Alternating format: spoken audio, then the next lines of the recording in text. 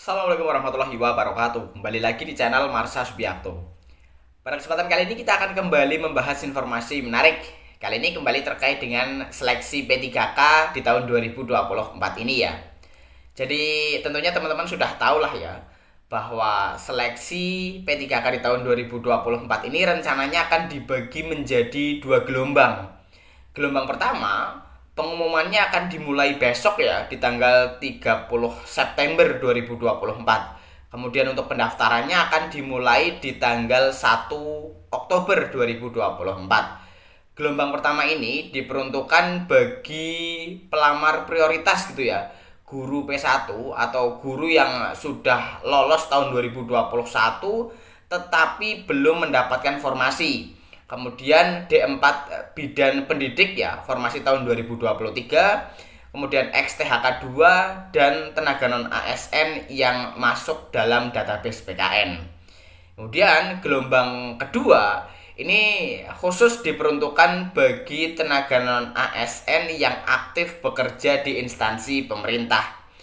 Jadi kenapa BKN membagi menjadi dua gelombang? Alasannya karena BKN belum memiliki data para tenaga non ASN yang aktif bekerja di instansi pemerintah, sehingga BKN membutuhkan waktu yang lebih lama untuk mempersiapkan seleksi P3K bagi tenaga non ASN yang aktif bekerja di instansi pemerintah. Dan menurut saya dengan dibaginya seleksi P3K tahun 2024 ini menjadi dua gelombang malah sangat baik dan menguntungkan gitu. Kenapa baik? Karena tentunya para tenaga non ASN yang aktif bekerja di instansi pemerintah nantinya akan benar-benar bersaing gitu ya. Jadi sama seperti seleksi CPNS, tidak ada yang diuntungkan di situ. Yang mendapatkan nilai tertinggilah mereka yang akan lolos atau diterima menjadi P3K. Berbeda halnya jika seleksi P3K digabung menjadi satu gelombang. Artinya pelamar prioritas XTHK 2, tenaga non ASN yang masuk database PKN, dan tenaga non ASN yang aktif bekerja di instansi pemerintah semuanya mengikuti seleksi dalam satu gelombang. Nantinya tenaga non ASN yang aktif bekerja di instansi pemerintah inilah yang paling bisa dirugikan. Kenapa? Ilustrasinya seperti ini. Misal ada salah satu instansi membuka seleksi P3K untuk jabatan perawat gitu ya. Formasinya ada 10. Kemudian di instansi tersebut yang melamar untuk jabatan perawat ini ada XTHK 2-nya 10 gitu ya. Otomatis sudah terisi semuanya. 10 formasi ini sudah terisi semuanya oleh X tenaga honorer K2.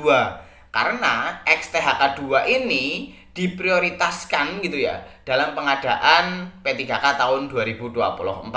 Tentunya mubah gitu ya.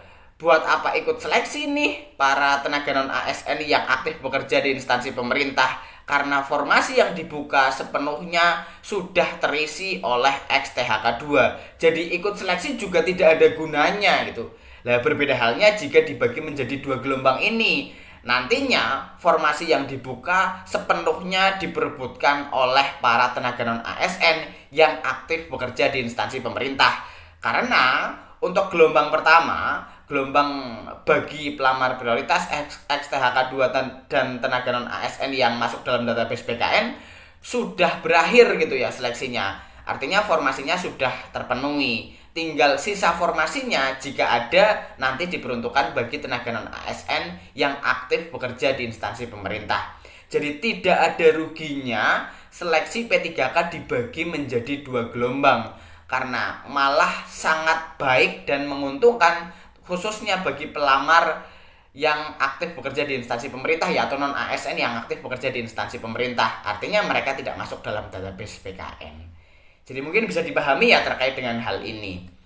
Jadi mungkin itu informasi yang bisa disampaikan pada kesempatan kali ini. Jika ada tanggapan atau pertanyaan berkaitan dengan hal ini, teman-teman bisa tinggalkan di kolom komentar. Nanti bisa kita diskusikan gitu ya.